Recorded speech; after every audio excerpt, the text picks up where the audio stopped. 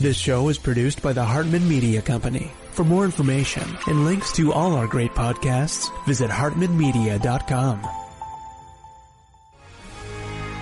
Welcome to the American Monetary Association's podcast, where we explore how monetary policy impacts the real lives of real people and the action steps necessary to preserve wealth and enhance one's lifestyle.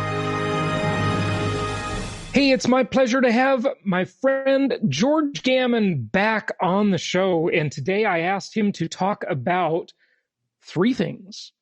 The repo market, which you haven't heard too much about lately, but last year, about this time, a little bit before this time last year, that was a big deal that George was leading the pack on sharing that information with the public.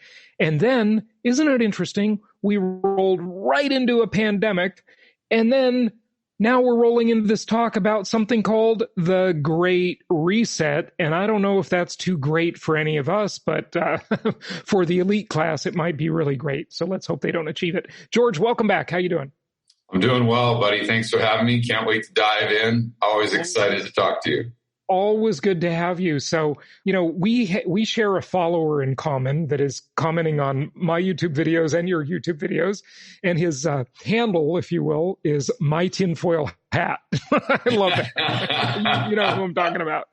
And it's just an awesome handle. So let's put on our tinfoil hats for a moment. And, you know, I find it to be really rather dismissive and unfair when you hear these people kind of trying to marginalize people by saying, oh, that's a conspiracy theory. You know, there's tons of conspiracies happening every day. It's, you know, so what? That's normal. Conspiracies are going on all the time. It's no big deal. It's just two or more people planning something that is in secret. I mean, that's all a conspiracy is. I mean, people told me that I was a conspiracy theorist back in January when I was talking about the cerveza sickness. Yeah, right. And here we are. And now, you know, we've got all these crazy lockdowns and all this kind of stuff, which, by the way, George, I don't know if you saw it, but speaking of those, in Belgium, I mean, it is absolutely beyond the insanity. I mean, the rules they are implementing there are so restrictive. And, you know, we ought to actually talk about one more thing today if we can fit this all into one interview, because I could talk to you for a month.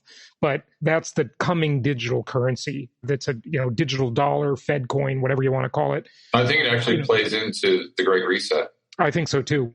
So I'll let you take it away. But why don't you just give our listeners, for those who may not know, tell them what the repo market is. What does that even mean? You know, it's kind of this behind the scenes thing that happens, and, you know, a lot of people don't know what it is, and you were teaching a lot of people about it last year. Yeah, it's just kind of the plumbing of the financial system. And so a lot of countries have repo markets. The United States is kind of the focal repo market because of the world reserve currency. So if you're a bank, and let's say I'm a hedge fund and I need cash for XYZ, what I'll do is I'll say, okay, Jason, I've got these treasuries that I'll put up as collateral or maybe mortgage-backed securities, and I will pay you back in 3 days or 30 days. You know, they can have term repos. Most of them are overnight, but they can have a specific term. And then I give you the collateral, you give me the cash, and at the end of the term, we just trade back and you get a little bit of a spread, and that's it. And that's a repo transaction. And so what was happening last year that caused concern, that signaled concern in the economy? So we all know the federal funds rate, that's the rate of interest we always hear the Fed talking about. So the Fed controls the overnight rate. So when Jerome Powell drops rates, as they say, from, let's say, 1% to 0%, that's the Fed funds rate. Okay, that's a very, very crucial, to say the least. That is a wild understatement. Interest rate. So what happened back in September of 2019 is the repo rates were about, right off the top of my head, probably 2.5%, right around there. And they spiked overnight to almost 10%. And that just doesn't happen. And why that's bad is because if the repo rate spikes to 10%, that means it pulls up all interest rates with it, including the Fed funds rate. And we all think the Fed has total control over that rate, but they didn't back in September. Their overnight rate, their target was between 2%, and the ceiling was 2.25%, if my memory serves me correctly. And because of that repo spike, rates went up to 2.3, maybe even 2.4%. Mm-hmm. And so for most people, I say, wow, it doesn't sound like a big deal. Okay, but that means that all interest rates in the economy would have adjusted up by, let's just say 10% to make the math easy. Mm-hmm. So that 3% mortgage that you're getting would now be 13%. That 22% interest rate you have on your credit card would now be 32%. Wow. Go take student loans, exact same car loans.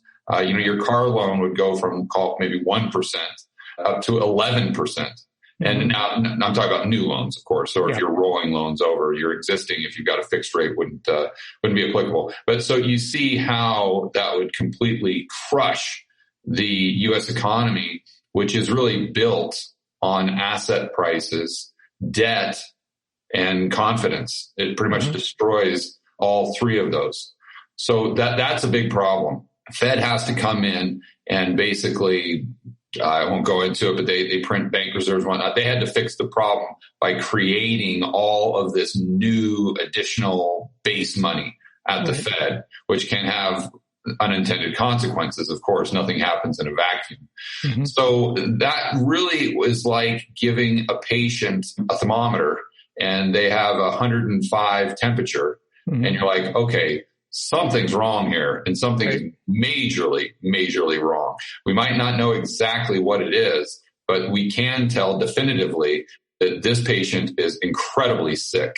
So we knew that prior to I don't know how fragile your channel is with YouTube, but we'll call it the virus, for lack of a better word. Right. Yeah. So this is because the algorithms that scan every word said, decide to demote or promote or demonetize your video. Yeah. Or they did. They were. I don't know if they're still doing it. But that's why I always call it cerveza sickness. So moving forward, you guys know. And I had a few people ask me, what is he talking about when he says the cerveza sickness? I couldn't figure it out. Well, Corona is cerveza is easy. I think you guys get it.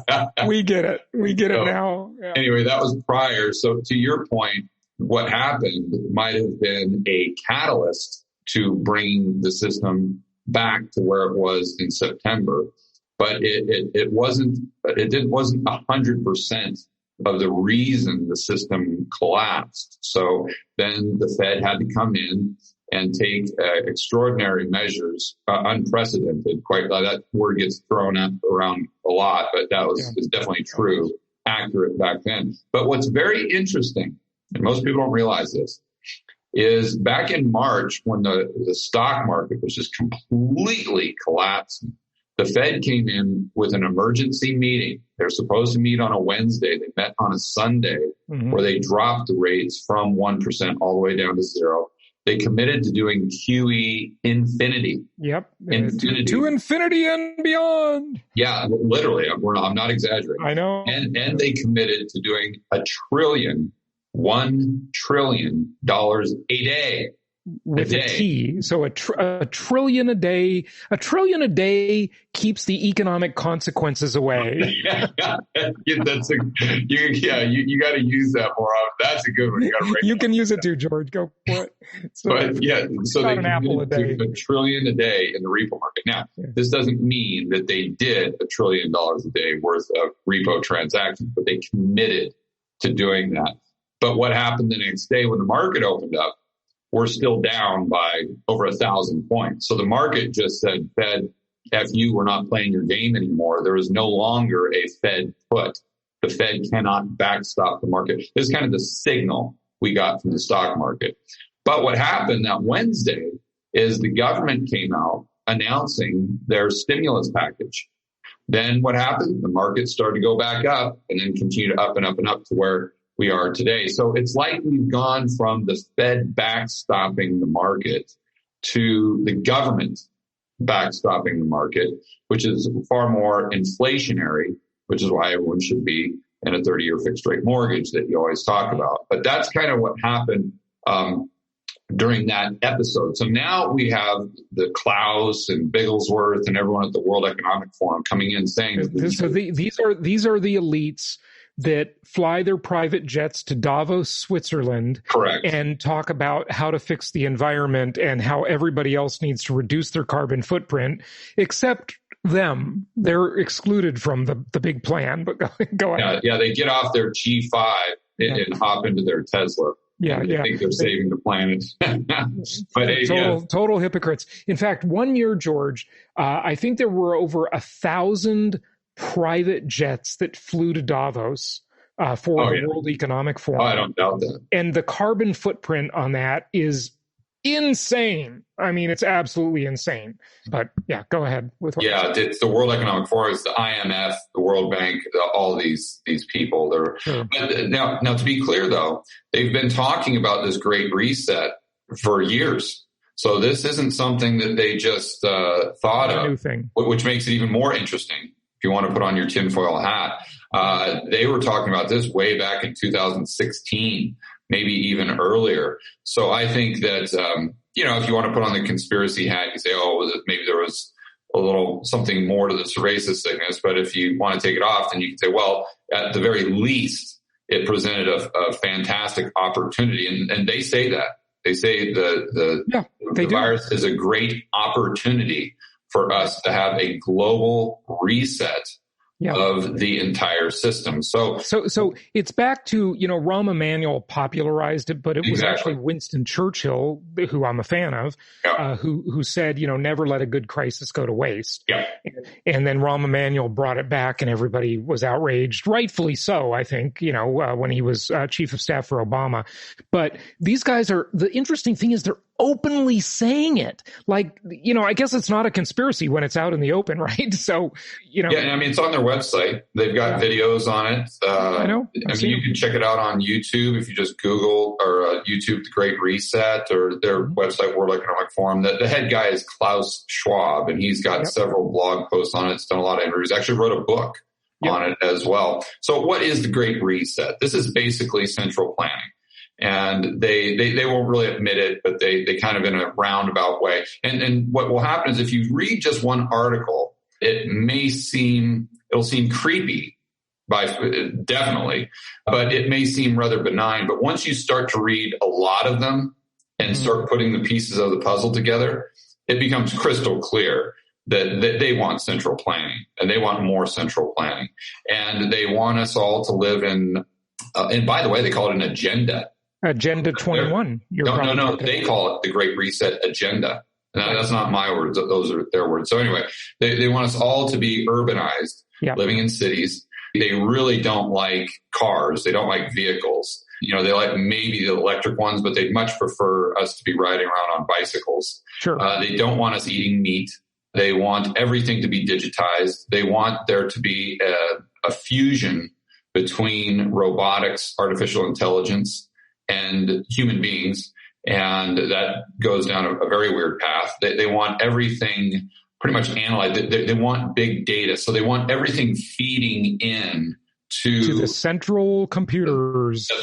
That's right. So imagine if you had a chip on your phone or a chip in your skin that would, and of course this is for your safety, Jason. Yes, of course. This is for your. It's always for our safety and our protection. Right. It's convenient safety, so you don't have to spend money. You can just swipe your wrist at Starbucks, or when you go into XYZ store, if you've been vaccinated, it will get a green light, so you don't have to worry about that. Yep. You go into a venue, you go down the laundry list, but it also sends vitals. And then you'll have a social score like China eventually. That'll come. They'll have. Actually, believe it or not, I haven't heard them talk about a social score.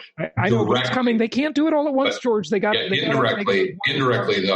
Indirectly, they have, because you read about the Great Reset, they always talk about more inclusion. Mm-hmm. Okay, well, that sounds good, but what do they mean by inclusion? Right. And that is just straight down the social justice warrior type of, and that's one thing that's also consistent, is they don't want equality of opportunity. Mm-hmm. They want equality of outcome. Yeah. And they explicitly say that. So they want to re-engineer how society is structured. Okay. And they really want, anyway, so I don't want to get too into the weeds there, but that's what their vision is. And they're very, very into climate change, and they're into green energy. They're into big data, and they're into artificial intelligence. So going back to what we were saying about the chip, all of the transactions that you do on a daily basis go to this central, we'll call it cloud. All of your vital signs go into the cloud via this chip, to the point where they're even talking about your thoughts going into the cloud, including your dreams. So, and again, it sounds like bizarre stuff. Don't take my word on it. Go to their website, watch one of my videos. I show the blog post right on their website. So what's the argument for this? What would be the benefit in their eyes, or in their words, right? Well, the benefit would be that you'd have access to all of this information. This information would go into the cloud in real time and could give you all of this data that would improve your life. So as an example, let's say you're just thinking that you want spaghetti for dinner. Mm-hmm. Okay, well, that goes into the cloud. And when you go back home, then on your front doors, everything that you need to make spaghetti. Right. Or maybe it's spaghetti delivered by your favorite restaurant. And you don't even have to get out your phone. All you have to do is think the thoughts. Yeah. And it just appears, and it gets delivered by a drone. And in their utopian vision, of course, because they're central planners, you don't own anything. You don't own literally nobody owns anything. You don't own your car. You don't own your house. So the question becomes, who does own it? Of course, that's them. They own everything. And you just rent everything you need, including your clothing. Yeah. Right. And then you don't go to the store because you don't need to, because the artificial intelligence is crunching all of your thoughts. Therefore, it knows what jacket you want before you even want it. And then that jacket just magically shows up at your front door, delivered by drone, and they charge the chip that's implanted in your wrist for the drone delivery. And basically, if you read their posts, they kind of want us to live like very similar to like a third grader, where we're riding our bicycle around everywhere. We come home, our parents, which is the government, prepares everything for us, provides everything for us. And all we do is run around all day kind of playing on our bicycle and finger painting. And if it sounds like I'm being sarcastic, believe it or not, I'm not. Yeah. And I've pulled up blog posts where they talk about this lifestyle where we would be free all day to just dream and imagine and to draw pictures and to cook our favorite foods. And it's just this, again, it takes creepy to a whole new level. And then there's several other components of it. The main being this fourth industrial revolution, which is all about the technology and artificial intelligence component coming into the mix, so to speak. And they have this timeline where they achieve these objectives by the year 2030. So then the question becomes, okay, well, why? Well, there's several hypotheses that you could go through. One, I think, is the Cantillon effect. Makes a lot of sense because Richard Cantillon, we've been talking a lot about him lately. Yeah. So if you look at how that works, and just to make things very simple, it's just when the Fed prints money or the government spends money, the people closest to the money, so the insiders, the political insiders, the financial the Wall Streeters and the banksters too. Yeah. That's right. They're the ones that get the money first before it can create price inflation in the real economy. So if you really want to put on your Dr. Evil hat and say, how would I accumulate maximum amount of, I guess we'll call it wealth and power? Well, if I'm someone that's right next to, if I'm someone at Davos, that's like, or the World Economic Forum, that's right next to one of the spigots, the money spigots. Right. I know that the more I destroy the current economic system, the more money they're going to have to spend. And that means more money is going to go through my back pocket. And so that's one kind of idea. But then you combine that with the fact that they just think central planning is superior. So I think the average viewer would say, oh, that's ridiculous. Just look at China. Just look at communist Russia. We can see that doesn't work. Or look at Cuba. Well, you have to really dive into the mind of a Marxist to understand how they view communist China. And Marx believed that capitalism was a vital component of the growth of a society. He did not believe that capitalism actually competed with communism. He felt as though communism was the next stage of capitalism. It was kind of like a baton that you would hand off.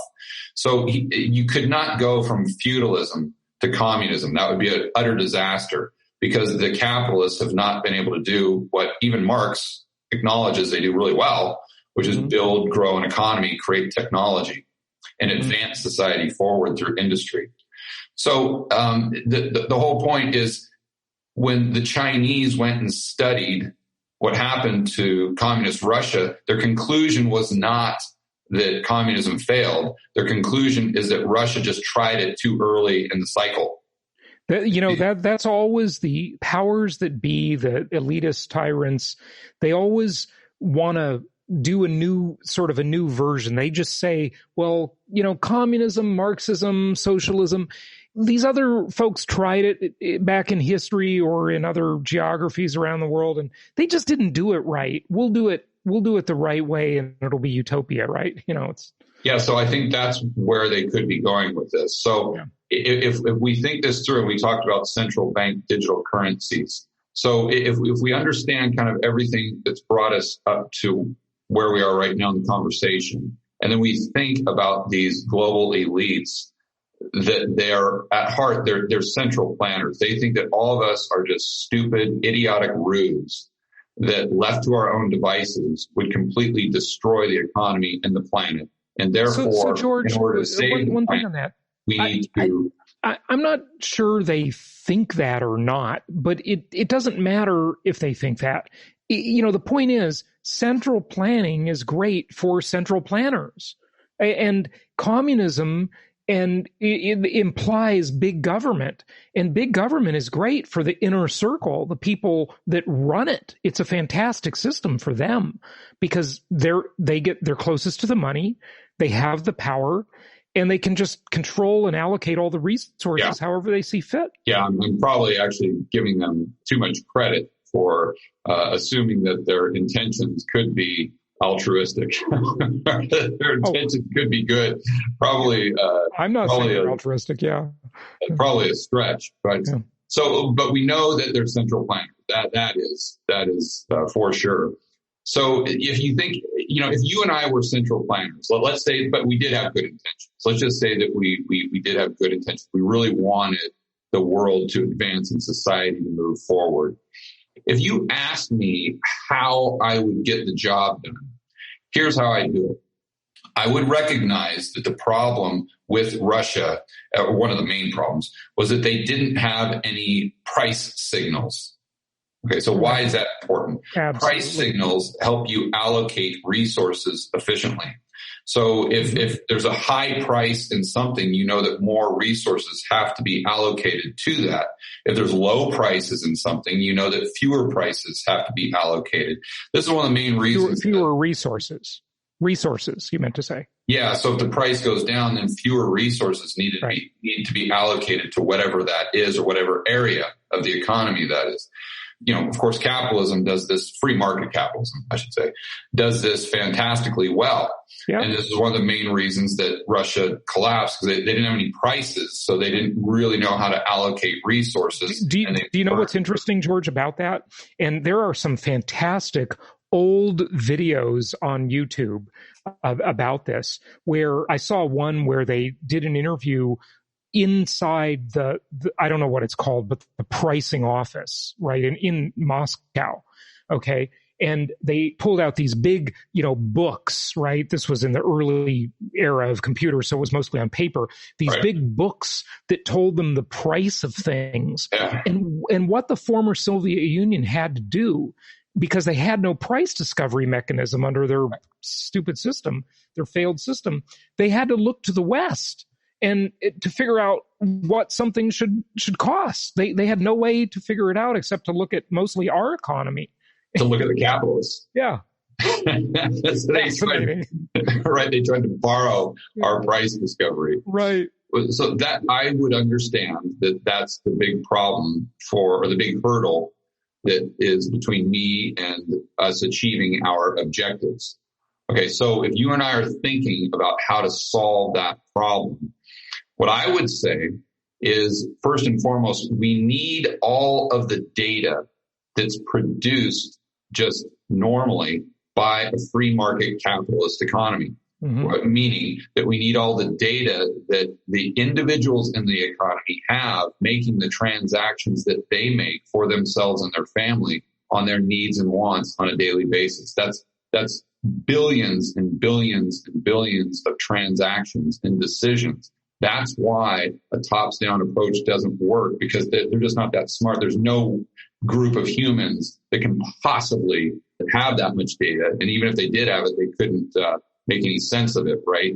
And so I understand that's the problem. So what I would do is I would have a central bank digital currency. So why is that? In order to implement a central bank digital currency, we would all need to have an account with the central governing body. So whether it's the Fed, whether it's the Treasury, fill in the blank, we would all have to have an account, just like we have an account with, call it Wells Fargo or Bank of America. So that would be every American and every business. So now all of a sudden, every single transaction is going into a database, they can figure it all out. Cloud.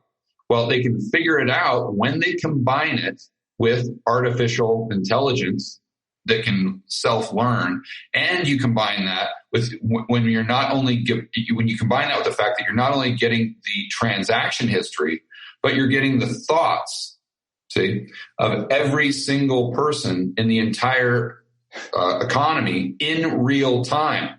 Right. And then you could, I think, if you and I are these central planners that are somehow benevolent, we would say, aha, that's it. That's it. That's going to solve the problem of price discovery. And it's going to do it even better than the capitalist system, because the free market capitalist system relied on human beings. Right. We're going to rely on artificial intelligence. And guess who they'll be, by the way, guess who the elites will be in business with on this? Google. The company that their stated goal was to organize the world's information, right? And Google will get all sorts of government favoritism because they'll be in partnership with the government and the central planners. It's the perfect company to do all this. Yeah. So I think that's how, if at least, and again, Klaus and Bigglesworth and everything, they haven't explicitly talked about that plan. You just have to kind of put the pieces of the puzzle together by reading everything else. But my point with that is to say that if they came to me and said, George, I'd probably give him the bird first and foremost. But assuming that I tried to think that through on a whiteboard. If I was in their position, how would I get the job done? That's how I do it. Yeah. Yeah, interesting. Okay, so let's talk a little bit more about the coming digital currency. We'll call it the digital dollar, but some call it Fed coin. Whatever it's called, it doesn't matter. But we're definitely moving toward a digital currency. 100%. Yeah, and certainly China is doing that too. And I've always said the one that's going to win the game is the one that's backed by governments and central banks, namely the U.S. government and the U.S. central bank, the Federal Reserve, because they have standing armies. Bitcoin and Ethereum don't have standing armies. So, they can't force people to use it, right? Which, that's a whole nother discussion we don't have to get into. But the thing is, this offers the central planners such a handy tool, doesn't it? Because think about it. If they want to create inflation or deflation, they can put the money, you'll be dependent on government for some sort of handout, right? Most people will, most people are already. And, or maybe it won't be like a direct handout, but it'll be like a tax credit. If you're a more successful person, it'll be some kind of tax benefit. And guess what? You'll get it on your phone, right? When you get that, they could, like a gift card, they could engineer the heck out of it. They could make that money expire. Right. They could say, you've got to spend it within 30 or 90 days, thus increasing the velocity of money, which could certainly create inflation, right? And let me just interject one thing. Remember, they're getting all of your vital signs as well. So, and obviously they would be providing healthcare. So not just that. What you didn't say at the beginning when you talked about all this tracking, right? This originally came with the quantified self movement, right? But now it's going to go to the next, scary step, right? But they're also going to be analyzing what goes in your toilet. That's part of your healthcare is, what's coming out, right? Well, yeah, the bottom line is they're analyzing, let's say, what makes up your healthcare. I don't want to go into the toilet thing, but let's just say they're getting all of the data necessary. So then what happens is they say, this is all going to the cloud. So they could restrict your spending, right? Jason, your blood sugar level has been a little too high. Right. Over these last couple weeks. So therefore, the next time you go down to Krispy Kreme, your Fed coins don't work. Right. Or they don't work there.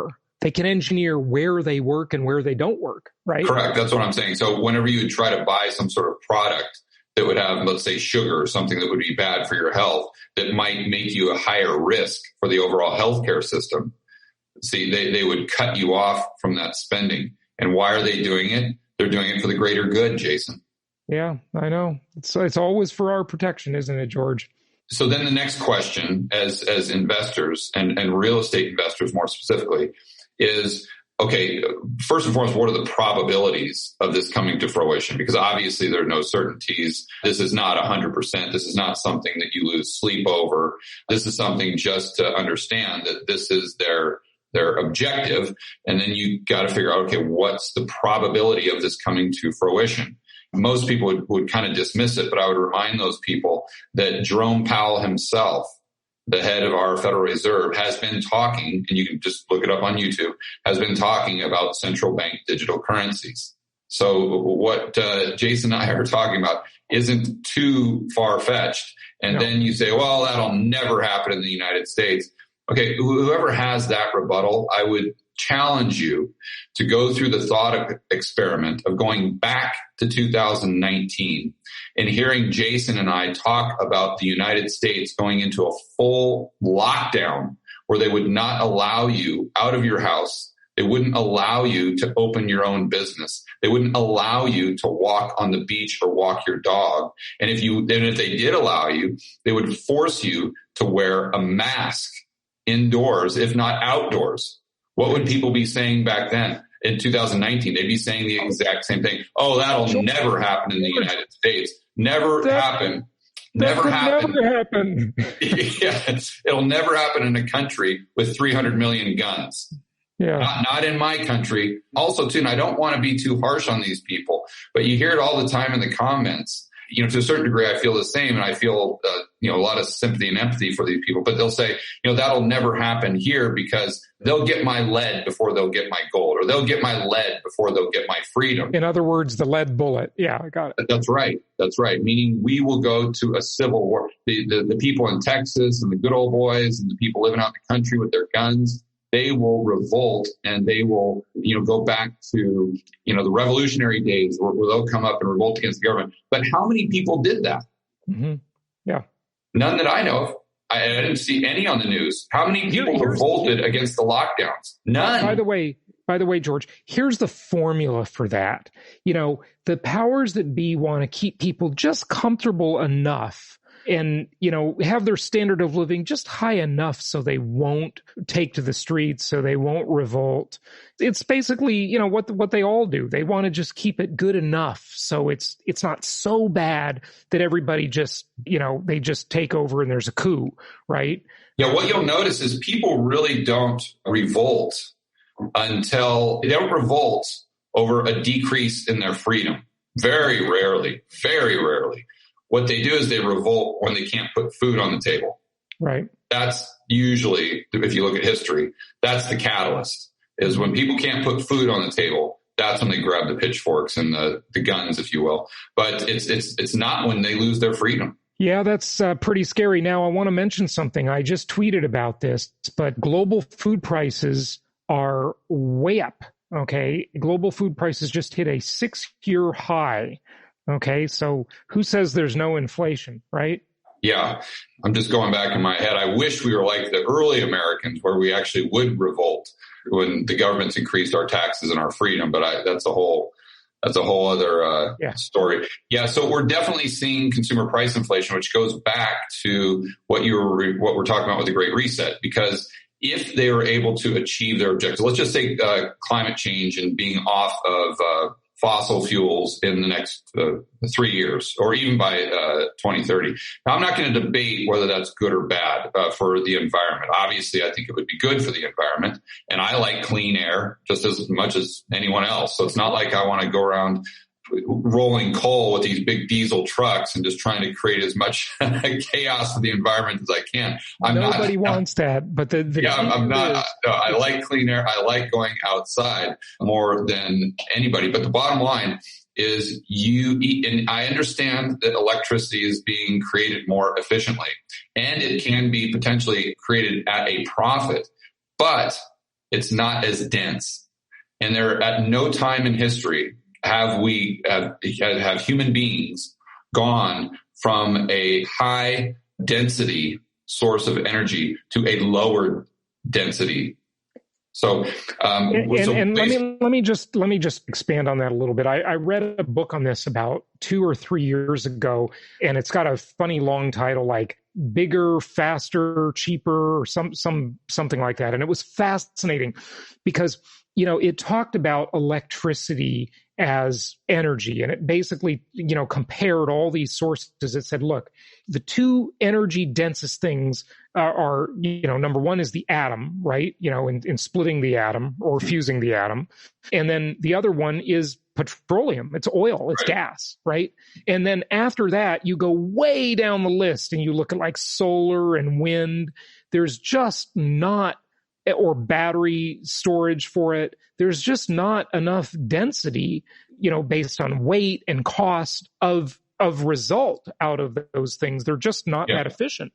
The best way to produce power is nuclear. There's no question about it. It's the safest. Yeah, and people may have an argument that, well, we have to do it or else we won't have a planet in 50 years. Right. And I would say to that argument that, okay, that's fine if you believe that. But what you have to understand is there is no chance that we maintain our current standard of living if you want to move to green energy, 100% within 5 years. There's no chance. And the green energy, by the way, is largely a myth. The environmental sins that are created in the production of solar panels and covering up land with solar panels and windmills, those bird guillotines, the amount of materials that goes into those windmills and the solar panels is insane. The sins created, the environmental sins created in building those things are unbelievable. They really are unbelievable. You know who Art Berman is? Art Berman? Yeah, he's a geologist. I've heard the name, yeah.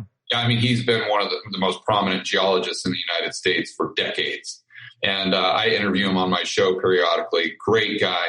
But he walked me through how much petroleum is used to put a solar panel on someone's house in California.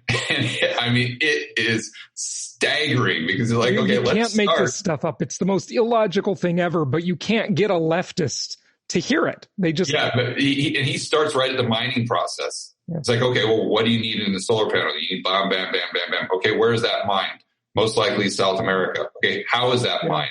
That's mined with diesel engines. Okay, well then what happens once you mine it? Great, now it's sent to China to be manufactured into different components. Okay, great. How does it get to China? On a giant ship that uses massive amounts of diesel. And then you go down that process. But wait, there's more. And when you talk about batteries and all the materials that go into batteries, it's basically child slave labor in Africa mining the materials that make batteries that go into Teslas. Okay, so there you go, folks. The whole point is, it goes back to Dr. Thomas Sowell, who's I think probably your favorite. I interviewed him. He was fantastic. I love him. Yeah. And there are no solutions. There are only trade-offs. Yeah. And we have to understand that with green energy, it's not a solution. It's a trade-off, just like petroleum. So the trade-off would be that our standard of living would plummet. And I'm talking about, and I talked to Art Burma because he's, this are kind of his words, not mine. I'm regurgitating a lot of what he said in our conversations. I said, okay, well, what's that mean? He says, well, basically the standard of living in the United States would probably go back down to where it was maybe in the 1940s. Something like that. We wouldn't be living in caves or anything, but probably like the 1940s. So if that's something that you're okay with, then fine. Maybe let's have a discussion. But the people that want to move in that direction, they assume that we're going to move in that direction without having to take a step down.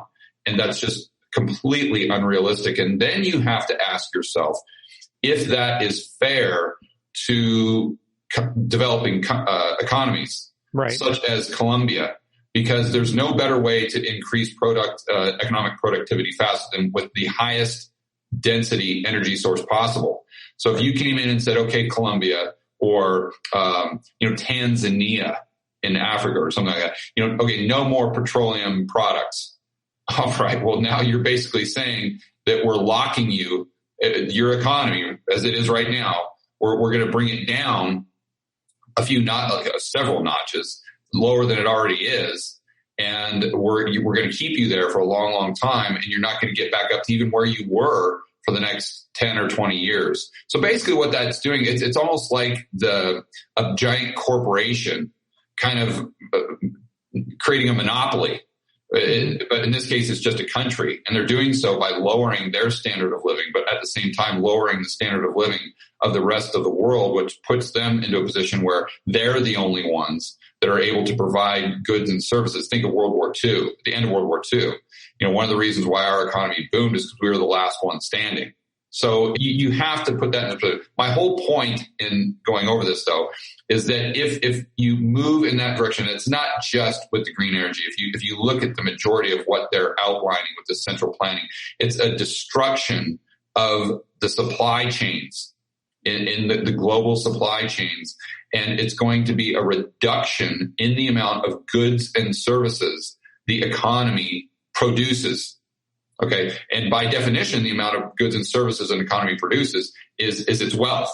Yeah. Right? It's not the currency units we produce. It's not the gold we produce. It's the amount of stuff that we can currency is fake news. It's a way to measure. It's just a measurement. So anyway, if you reduce the amount of stuff that we have, but you don't reduce the amount of, let's say, units, currency units, money, whatever you want to call it, that's chasing the stuff, you're going to have the price of that stuff denominated in whatever currency you're using go up and go up significantly. So that's where you get into this long-term view that I have of stagflation, where you have high unemployment because they're crushing supply chains. Now, you may have like an MMT type thing where they have like a jobs guarantee program. So official unemployment would be like 2%. But if you X out all the BS government jobs, if you just look at the productive jobs, unemployment's at like 30 or 40%. In fact, that's a funny thing that most people, they don't realize. And I don't know if I've even told you this, but I was doing some homework for a whiteboard video one time on how bogus the unemployment rate is, just like the CPI. Sure. And I went back and looked at how they measured unemployment during the Great Depression to see if we're getting close to that now with, when we were back in March or April. And what I found it fascinating is that many prominent economists, when they measured the rate of inflation, or excuse me, the rate of unemployment, they would subtract government jobs. Oh. Because in their view, they didn't produce 20% of the economy right there. Yeah. Oh, no. Government spending is up to 57% of the economy. Oh, I was saying jobs. I think federal government jobs, right? Somewhere around 20%. Yeah. Maybe 3 years ago. Yeah. I mean, now that the government spending is 57% of the economy, I would... And I haven't looked at the numbers, but do you count, by the way, in a 57% number, George, and by the way, we do need to be conscious of time and wrap it up here soon, but we'll do more, of course. But do they count in that crazy, insane number you just mentioned? Is that including Federal Reserve as the world's biggest hedge fund? That's what I call them. The Federal Reserve is now the world's biggest investor and the world's biggest hedge fund. Yeah. Well, that's for sure. Well, I don't know how they calculate. I don't think they would calculate that in GDP. I don't know. That's a good question. But how I'm getting to that number is prior to the cerveza sickness, the government spending, if you look at total government, not federal, but you got to look at the local government spending as well, it was about 40% of GDP. And then you look at the $5 trillion deficit and the reduction of nominal GDP this year, or even if we're flat, and that takes the number somewhere close to 57%. So then you have to ask the question is, okay, well, what's 100% government spending? That's communist Russia. So as we get closer and closer to 100%, by definition, we're getting closer and closer to all out communism or socialism, whatever you want to label it. Wow. Yeah, it's something else. George, we've talked about a lot of stuff today. Wrap this up for us. Give us any financial suggestions you have for investing and such. Own a little gold. Might want to own a little Bitcoin. Definitely have a 30-year fixed rate mortgage. Yeah. I think that's the easiest. and then be aware of what's going on. I think a lot of people are whistling by the graveyard, so to speak. And I'm not saying lose sleep over this. I'm not saying this is going to happen. There are no certainties. There are only probabilities. I always say that over and over and over and over again because that's so hard because people tend to think in black and white terms. Mm-hmm. But just try to be cognizant of this and start, thinking through the probabilities. And then maybe adjusting your personal situation or your portfolio accordingly, maybe with the baseline of what we just talked about. And if you are an American or any person in a developed world, for heaven's sakes, make sure you've got a passport. I mean, there is no downside to having a passport at all. And if you got one, think about getting another one because regardless of how much gold you have or how much Bitcoin, it's not a panacea because if you can't get out of your government, control the government, that Bitcoin isn't going to do you any good. The gold isn't going to do you any good. If you were in the middle of Venezuela right now and you couldn't get out, it doesn't matter how much Bitcoin or gold you have, your life would still be absolutely miserable. So you got to have that plan B. Yeah. Good stuff. George, thank you so much. Give out your website, or do you want to just tell people to go check out your YouTube channel? Or? Yeah, they can just go to the YouTube channel. You can just Google George Gammon. My last name is spelled Gammon, and everything will come up. Twitter, my YouTube channel, my website, you name it, it's all right there. Even my podcast, the Rebel Capitalist Show. Good stuff. Well, George Gammon, it's always great to talk to you, buddy, and we'll have you back in the near future. And there's a lot more to talk about with all of this stuff. It's pretty big stuff. So we'll have you back to talk about it more later. Thanks. Awesome. Again. Thanks for having me.